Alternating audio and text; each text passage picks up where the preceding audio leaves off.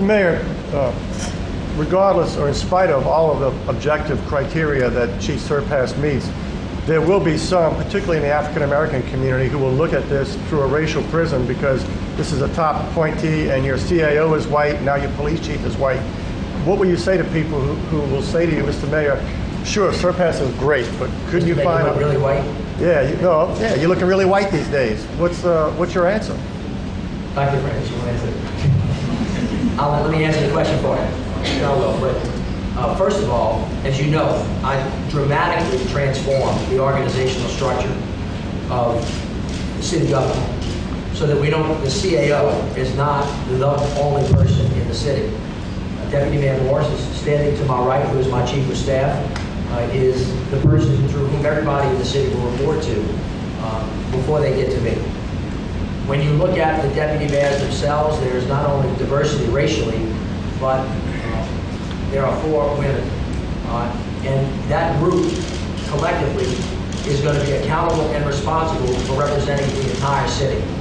And that ought to send a message of great comfort to those people who are concerned about race. And first concerned about race and last concerned about race.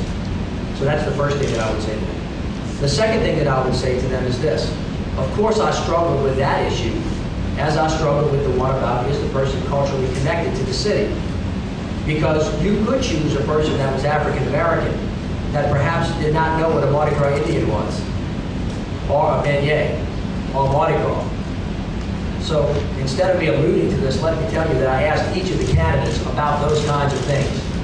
And the only person that really understood New Orleans culture and how it worked and how all of us fit together was Chief Surpass. The third thing I would say to the people of New Orleans as we walk through that issue is that we have to stay focused on the objective criteria and the best people suited for that job at that time for the things that we need, and not be blinded by the color of a person's skin. And so in the inaugural address, I spoke to the people of the city of New Orleans putting down the dysfunction of race and lifting up the power of diversity.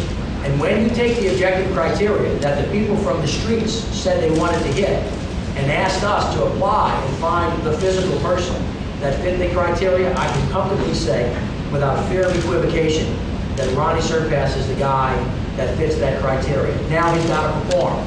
If he doesn't perform, he will be held accountable and he won't be here any longer. And part of that performance is making sure that the entire community feels comfortable.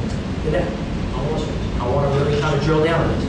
The next thing I wanted to say is that the Interdenominational Alliance from Nashville communicated with the Interdenominational Alliance down here and said, we know that this is an issue, but please feel comfortable that Chief Surpass has been a great friend of the entire community in Nashville, black and white and every other minority group, and he did a fantastic job of bringing the faith-based community and all other organizations, and we feel very comfortable recommending him to you, to the folks in New Orleans that are concerned about that.